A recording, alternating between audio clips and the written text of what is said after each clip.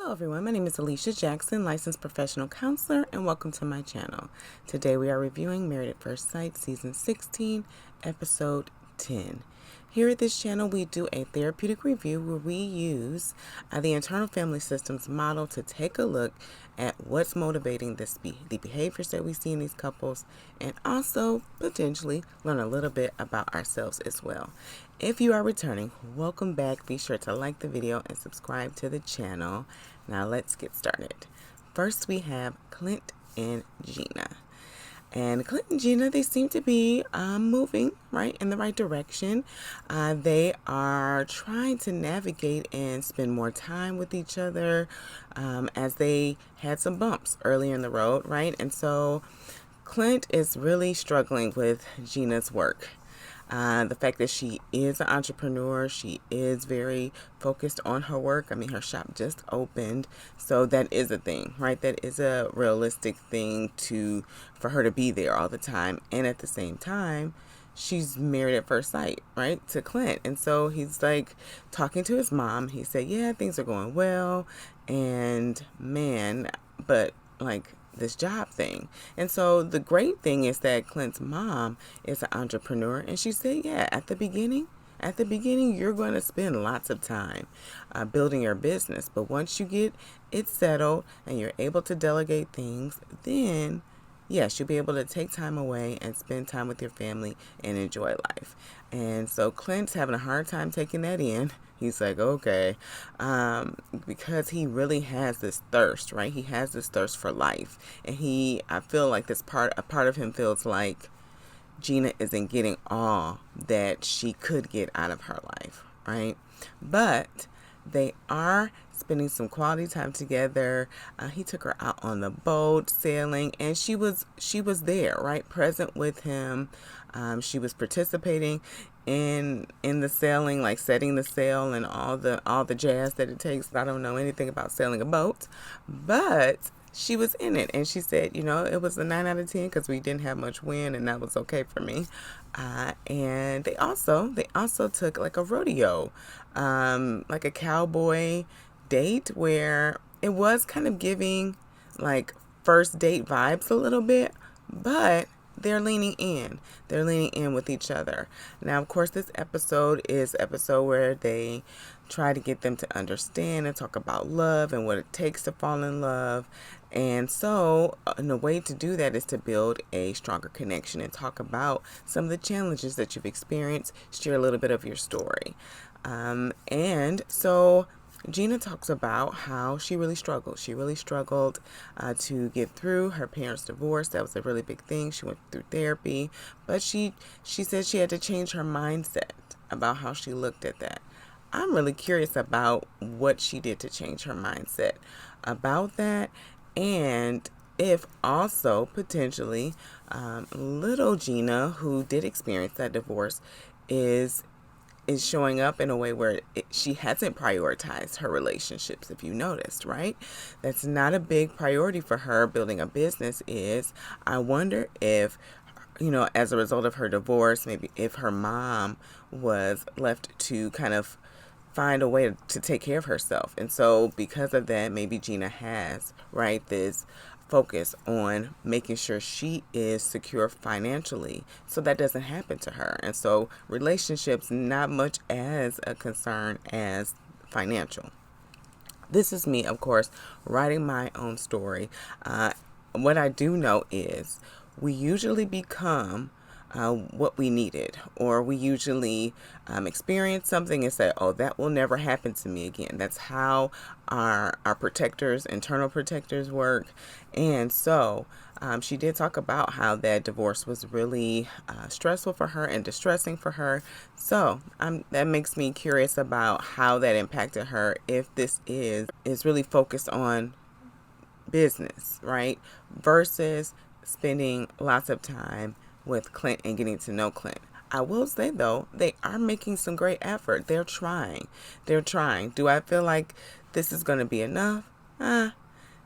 Jury's still out on that, right? But they are trying. And that's what I would like to see for the rest of these couples. I would like to see some effort, right? So two gold stars for Clint and Gina for trying and making through the big bumps that they had during the honeymoon and pushing through that to still get to know each other, still spend some quality time, and hoping, right? Hoping that some physical attraction, that's the area, right, that they talked about also during the exercise, that, man, I'm wanting to, the intimacy, the physical, romantic relation, I want that to grow. And I want that to grow, hopefully, right, by decision day.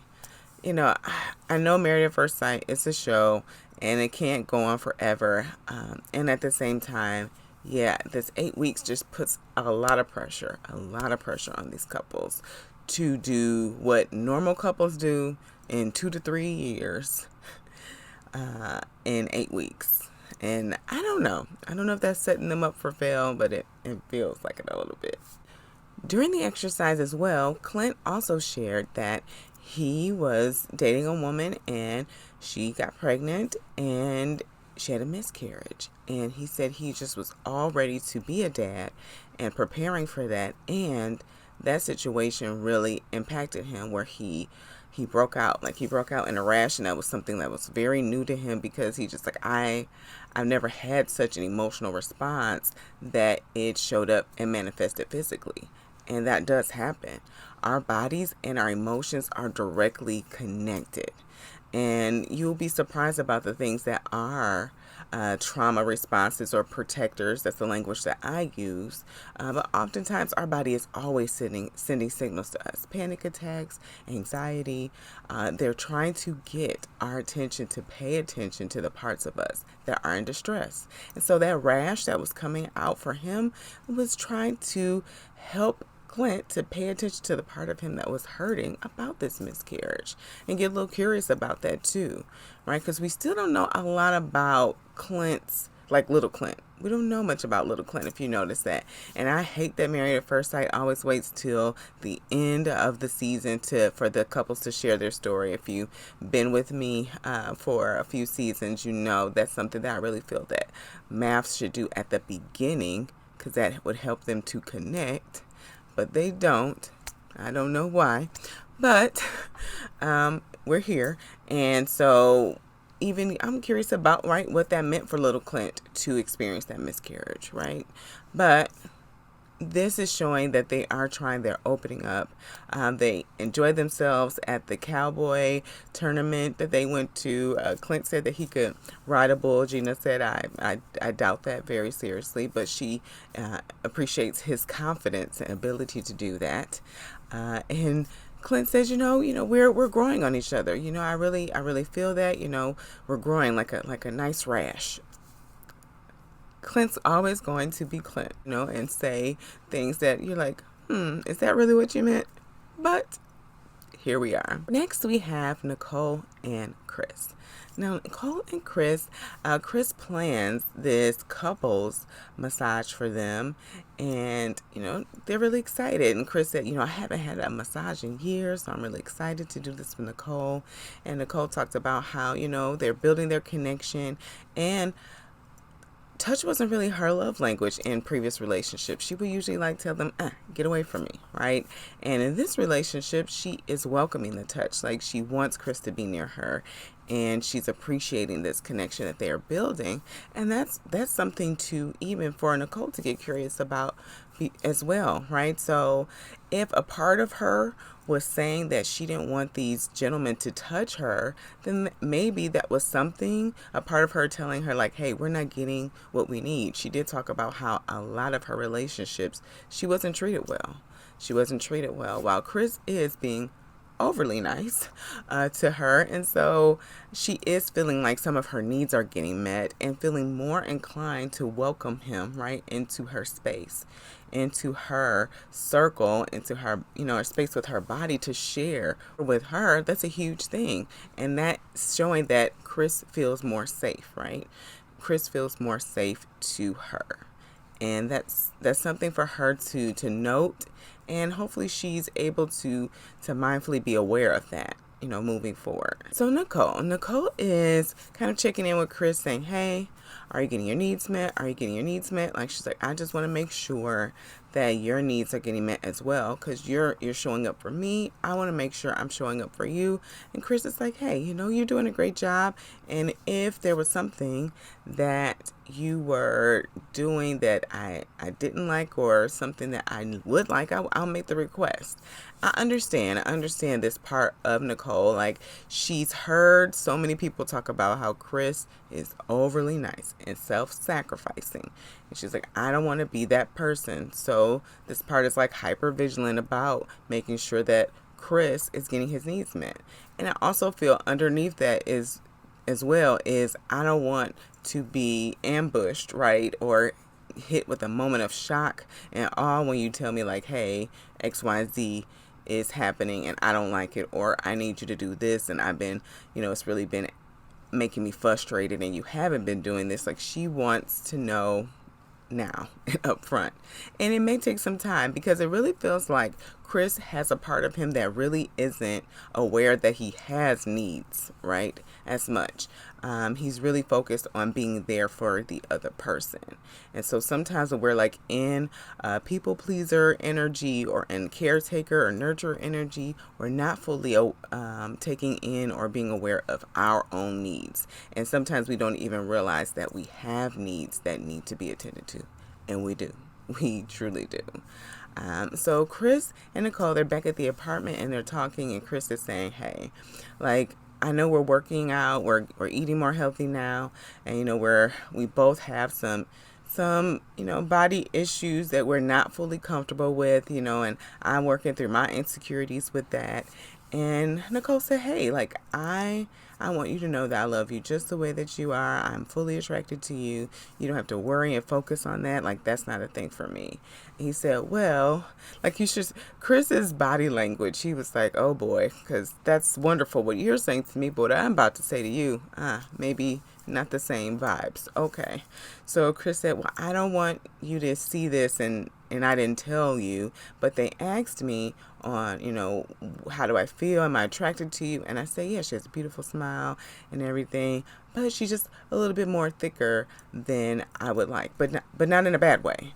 And Nicole, this hits Nicole big. You can see it on her face. You can see it in her body language, even, like, she's just taken back by this.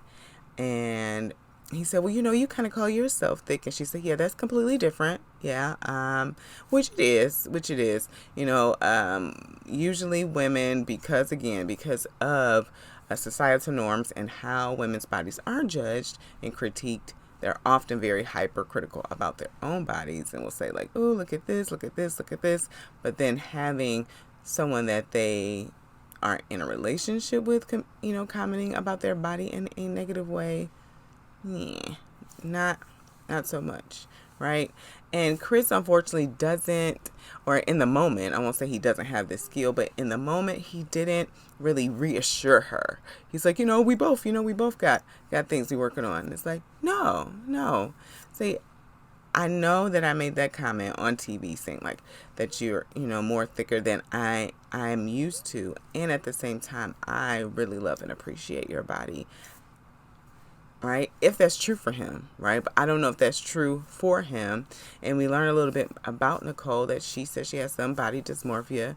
And she's experienced that because of the workout culture that she has experienced in New York. And it's made her really, really conscious about her body. And she's like, hey, this is me. Like, this is my body. And if we have children, like, I'm probably going to get thicker, And he's like, your body type is your body type, Chris. I hear what the intention was in that. I want him to be just a little bit more clear when it comes to affirming, right? Affirming her, which he has, right? Which he has pretty much during most of the relationship. He has been affirming. And I appreciate that he is wanting to tell her and let her know, right, about the things that he said in the confessional, right?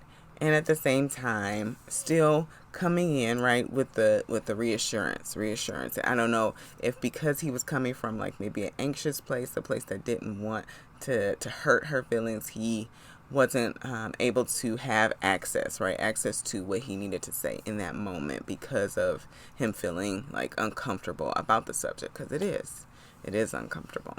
And so later, Nicole and Chris, they're at dinner and they're talking, and here we go. The L word. The L word comes up yet again as Nicole's saying, it's in the air. It's the elephant in the room. And a part of me is like, is it an elephant in the room, or is it an elephant in the room for you? Are you bringing the elephant in the room? Is a part of you dragging this, I need him to say love, elephant in the room? Because it really doesn't have to be in the room. Like, it doesn't. Maybe your feelings about him saying your body is thick, maybe that's in the room still, and that tension is there, right? But the I love you, him saying it first and you saying like, hey, she's like, I really want Chris to say it first, right? I really feel like Nicole's at a place where she's ready to say the word, right? She's ready to say it, and she wants Chris to say it. But Chris is saying, I've said it in the past too early, and I want to say it when I feel comfortable and when I feel like it's the right time. This pushy part of Nicole, or this part of her that, right, is wanting some security. I think there's a lot of meaning we attach to those words. I love you, right? There's a lot of meaning that can be attached to those words. And so she feels like if Chris says these words, then that means X, Y, and Z. That means that we're going to be in this forever, that no matter what, no matter the ups and downs, he's going to be there. And people say, I love you, and that doesn't mean necessarily that that's what they mean, right? So I would love for Nicole to, pump the brakes a little bit on this. I know she's not. This is something, right? This is something that's nagging for her. So I'm curious about what for her this I love you means, and what security it will mean for her, like it bring to her. And I'm wondering if she can even get curious about if she could provide that same security for herself, right? Because we know we have this part of her, right, that's questioning her lovability. And so this is still here, right? Still questioning that. I don't want you to one day get sick of me or feel like I'm too annoying or too much and then leave me, right? So we'll see how Chris can navigate this, but he is sticking to his gun, saying, I'm not going to say it too early. I'm not going to say it if I'm not ready. So kudos to Chris on that. Next we have Airris and Jasmine. And Airris, he is under the weather. He is struggling with the vid, and he's like, Jasmine's got a long work day, so I'm going to have to feed myself, and I'm going to have to do this. And I understand when you're sick, you want somebody to take care of you. And at the same time, Jasmine's working. She says she's going to try her best. And the thing about it is, he said, she made me some vegetable soup, and, so out of 10, I rate her a 7. There's a part of me that was like, okay. We're rating Jasmine about how she's taking care of you. I wonder if Jasmine were to rate you, what score she would have. I don't think the rating is necessary. It's when we try to quantify a human being that's very complex, has all these parts that we've been talking about, right? And try to diminish that into a number, that I don't feel is fair, especially since Jasmine has been showing up for Airris, okay? Jasmine's been showing up for Airris, feeding him grapes, listening to him complain about her bacon. She's been showing up for him. So I and taking care of him while he's sick. I need him to just cool his brakes a little bit, because again, what I'm curious about what Jasmine's getting, right? Because he said, to make up for, or to, because Jasmine did take care of me, so I'm going to help her wash her dog. I'm like, is that equivalent? I guess he's trying, right? He's trying a little bit, because he does not like the idea of Duchess and the dog being there and her having all the dogs. So he's washing the dog together. He's like, how are you rating me on washing the dogs? So I guess rating is a thing for Airris. He has a part of him that needs a number or needs a grade to know how he's doing. which kind of brings in the part of him, right, that didn't have that father figure, that man figure to know what to do, what not to do. So maybe that part of him is looking for, right, some checks to say, like, am I doing a good job? I don't know what I'm doing. Am I doing a good job? So they're having the love conversation, right? And so he's saying, all right, how many times have you fallen in love? Like 5 times? I mean, she's like, 5? Why would you think it would be 5? He said, well, you say that you fall in love easily. She said, well, I've fallen in love 3 times. He was like, okay, I was close. He said, well, and she said, well, how many times have you? Oh, we know. We already know. And it's good. It's good that there's a part of Jasmine that can find some humor in all of this, right? Can find some humor. He said, no, I've never been in love. He said, I did almost fall in love, but then the girl just she left. And that happened when he was 28, and he said, yeah, never again. And he put a wall up. And he said whenever he found himself trying to catch feelings, he would end the relationship. So we know now that Eris made a purposeful decision, right? A part of him made a purposeful decision, right? That we are not going to fall in love because that hurts. I'm not going to be hurt. I'm not going to I'm not going to be vulnerable. I'm not going to put myself in a situation where I'm going to be crying eating ice cream. I'm not going to do that. And at the same time, that's the only way you're going to be able to fall in love. That's the only way, is to open up yourself. Open up yourself and really truly commit to the person, because that's what love does, right? So he asked her, well, are you afraid of love? She said, yeah, I'm afraid of love. It's scary, and love is scary. Opening yourself up, being vulnerable. I did a video about why vulnerability is so important on my channel, and the definition of vulnerability, you would think, like, why would somebody want you to do this? And it's really just opening yourself up for risk and danger and harm, right? That's what being vulnerable is. And just the definition of that, you're like, okay, so why are we coming at Eris, right? And at the same time, vulnerability is so key to having a genuine connection, truly connecting. Oftentimes, in our connections, they're really surface level and fake, if we be honest about some of our connections. We don't always tell the truth. We're trying to sugarcoat things. We're trying to protect them. We're trying to protect us. And it creates a lot of distance in the connection. And vulnerability creates a true secure connection, which can be so healing to the parts of us that have been rejected, have heard so many like words, coming at us. True connection feels like, oh, you accept me for who I am, where I am, how I am, and you see me and the value that I come with. Knowing that's priceless. So Eris, you gotta let your guards down.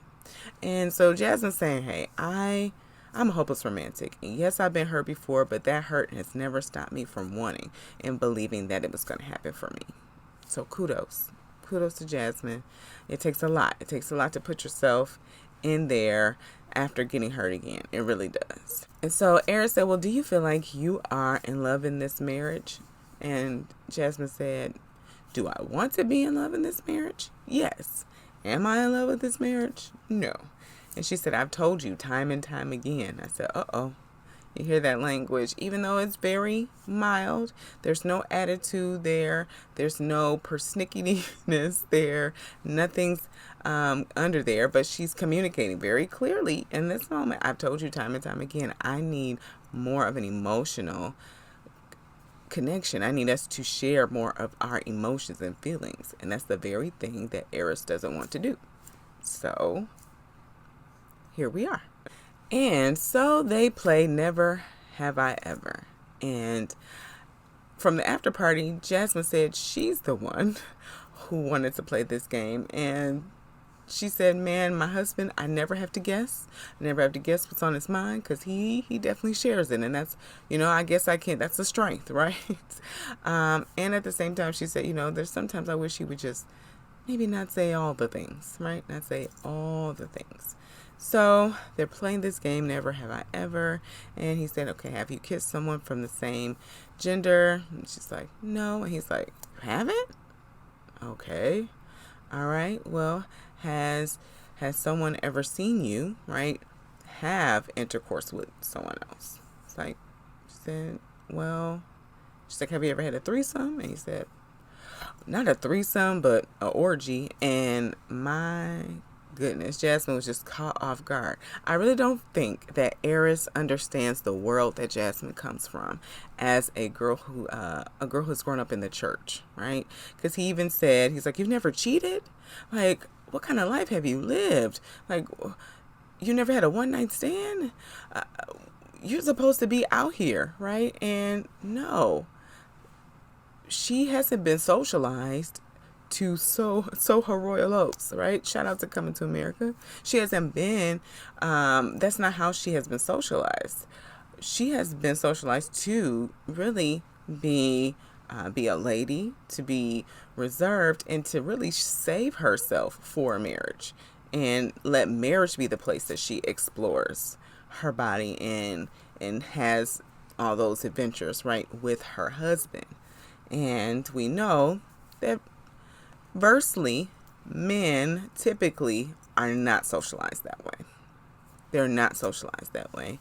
And so he is taken back by this. Like, what kind of life have you lived? And so then the producers ask him, well, how many of these orgies have you participated in? He starts to laugh. And then I think about when last episode, when Air's friend was talking to Jasmine, and he said he's a very physical person. And then he laughed, and I said, were you there with Airris sharing the women? That's where my mind went, because I have a lot of curious parts that are like, I wonder. But these two people are coming from different worlds. I've heard, and I can understand where that's coming from, to the thought that Airris is sharing this information to kind of turn Jasmine off. I don't know if that's the case. I truly don't. I truly feel that Airris doesn't know what to say and what not to say. We saw that the first night of the honeymoon, right? And the way he connects is physical first. That's the way he connects. So he's coming out talking crash. He doesn't understand how that lands for Jasmine, because for her, the way she connects first is emotionally. That's the very thing that she's cutting off. So they're going this way. That's what their relationship is going. They're missing each other. And if Airris isn't going to be able to let that wall down, or let a couple bricks down, to share some of his emotions with Jasmine, then this is where they're going to be, missing each other. Last, we have Shaquille and Kirsten. And I have to say, this couple was pretty interesting this episode. We'll just keep going. Okay, so Kirsten is talking with her friend Elise, who I really liked from the wedding, and she's like, okay girl, tell me what's happening.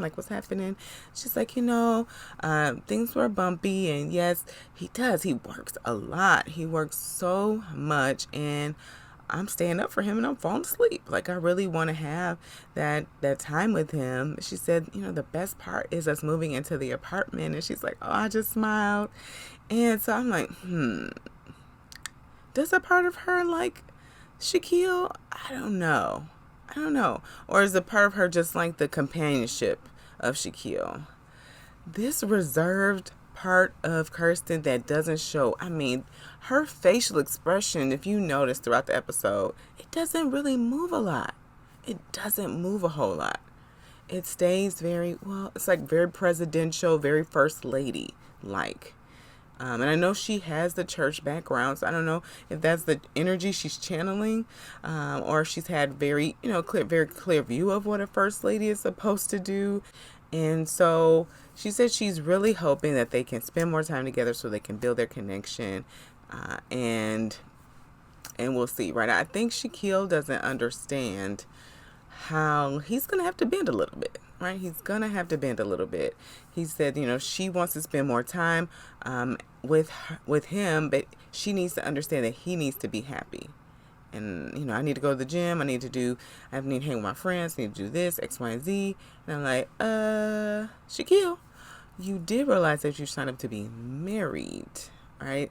And he always talks about how he realizes like now he has somebody to share his life with, and that's something he wanted from the first episode. And I'm curious if it's just he thought, hey, I just want somebody to come home to. Like I could still do my stuff out in the world, still see my friends, still hang with my mentees, till late night, right? But I still have somebody to come home to and cuddle with. Like, no, that's not how it's gonna work. You're gonna have to make some space for your schedule, because he said, there's going to have to be some compromise when the mentees were coming over. And I said, yeah, you're the one. You're actually the one who's going to have to compromise, Shaquille. And I'm curious about the workaholic part of Shaquille. What is that actually protecting him from? What is he like? Work seems to be a safe space. School has been a safe space. If we remember, he talked about like, hey, I couldn't do sports, so I just dove into academics, and that was his safe space after the car accident, and how he navigated school, right? And it seems like still that part of him is still very much present in his life and hasn't really explored anything outside of that, right? And Kirsten's like, hello, I'm over here. Can you spend time with me? And so Kirsten is meeting the mentees, right? They come over, and Shaquille is hoping that Kirsten meeting the mentees will help her to understand and realize how important these people are to him, and why he needs to spend so much time away from her. Shaquille, that's not actually what's going to happen, but good try. Okay, so she's meeting them, she's connecting with him, and they said, we thought he was corny at first, but he's pretty hip. I haven't heard that word in a minute. And Kirsten said, you guys are talking about him like he's really old. Like, okay. But they talked about how they were concerned about her not being attractive. And they're like, oh, but, you're gorgeous. And who does your hair? And she's like, I curl my hair myself. And Shaquille's just excited to see all of them connecting, and Kirsten seeing why Shaquille does the work, the important work that he does to help them navigate college, because that is a big thing, right? What comes up is, as the mentees are asking, hey, like, what big changes have you realized you need to make? He said, well, I realized that I'm living for the both of us now. And so I got a big job offer, a huge job offer, actually. And I declined it because it's out of state, and I want to stay here and make this work. And Kirsten's face, she was very taken aback by that. She said at the after party, like, I really wanted us to have this conversation together. And, it's done. What's done is done. And at the same time, I don't want him to resent me. And I really hope that this is a decision that he really wants to make. And I said, oh no, here we go again, right? It feels very much like Justin giving up his dog, right? Like, he's sacrificing a lot for her, and she isn't opening up to him at all. I mean, at all. Okay, so she plans this beautiful pampered date. She says she loves to cater to Shaquille. And I said, oh, okay, all right, let me find out. And so they're doing the foot pedicures, and they got the robes, and she's putting the blindfolds on there, asking each other questions. And so Kirsten said, okay, tell me something about you that I don't know. And Shaquille shared that he had a lot of insecurities. He had a lot of insecurities about, the fact that he lost his hair, really early. It's not a big thing, but it's still something that he has some insecurities about not being in sports, about the scar on his head, about who he was. So he just had a lot of insecurities, and he dove into school, right? Academics, and that's been his place. It feels like that's where he feels he finds his worth and value there, right?